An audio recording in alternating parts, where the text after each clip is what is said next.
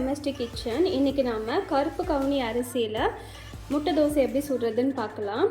கருப்பு கவுனி அரிசி தோசை சுடுறதுக்கு ஃபஸ்ட்டு மாவு எப்படி அரைக்கிறதுன்னு சொல்லித்தரேன். கருப்பு கவுனி அரிசி வந்து மாதிரி இருக்கும். இதில் நான் இந்த மாதிரி ஒரு டம்ளர் எடுத்திருக்கேன். இந்த டம்ளர் ஃபுல்லாக எடுத்திருக்கேன், ஒரு டம்ளர். இதில் 1/4 டம்ளர் அளவுக்கு உளுந்து எடுத்துக்கோங்க. நான் கருப்பு உளுந்து எடுத்திருக்கேன். அப்புறம் 1 ஸ்பூன் வெந்தயம் ஆட் பண்ணிக்கோங்க. இது நல்லா 6 hours நல்லா ஊறணும். 6 hours ஊறின அப்புறம் இதை நம்ம தோசை மாவு பதத்துக்கு அரைச்சி எடுத்துக்கலாம். A few moments later.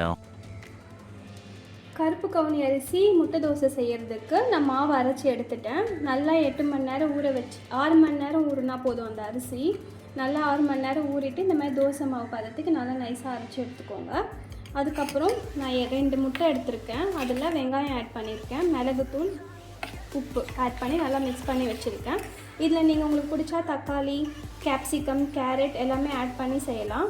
இப்போது தோசை ஊற்றலாம். இப்போ தோசை சுடுறதுக்கு நான் ஒரு பேன் வச்சுருக்கேன். பேன் நல்லா சூடானதும் தோசை மாவு ஆட் பண்ணிக்கலாம்.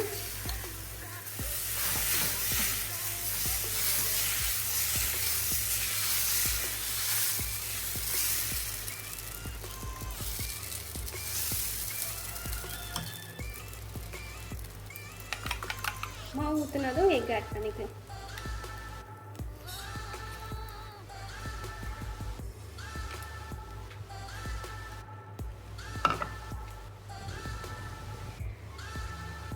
இந்த தோசை ஃப்ளேவர் பிடிக்காதவங்க இந்த மாதிரி நம்ம எக் ஊற்றி தரும்போது தோசையோட ஃப்ளேவரே தெரியாமல் சாப்பிட்ருவாங்க.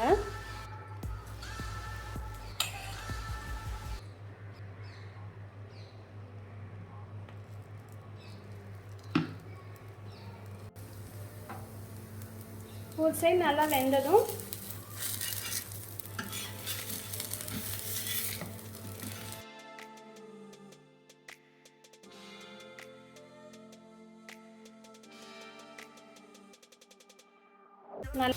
நம்ம ஃப்ரெஷ்ஷாகவே கூட சுடலாம். தோசை நல்லா வரும், புளிக்கணும்னு கூட அவசியம் இல்லை நமக்கு வேணும்னா புளிக்க வச்சு நம்ம தோசை சுட்டு சாப்பிட்டுக்கலாம்.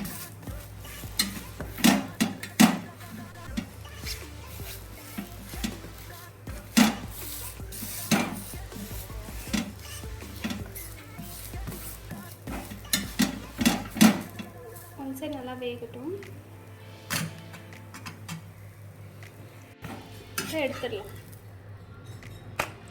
அவ்வளோதான், நம்மளோட கருப்பு கவுனி அரிசியில் எக் தோசை ரெடி ஆகிடுச்சு. இது ரொம்ப சிம்பிளான ஈஸியான ரெசிபி, அது ரொம்ப ஹெல்த்தியான ரெசிபியும் கூட.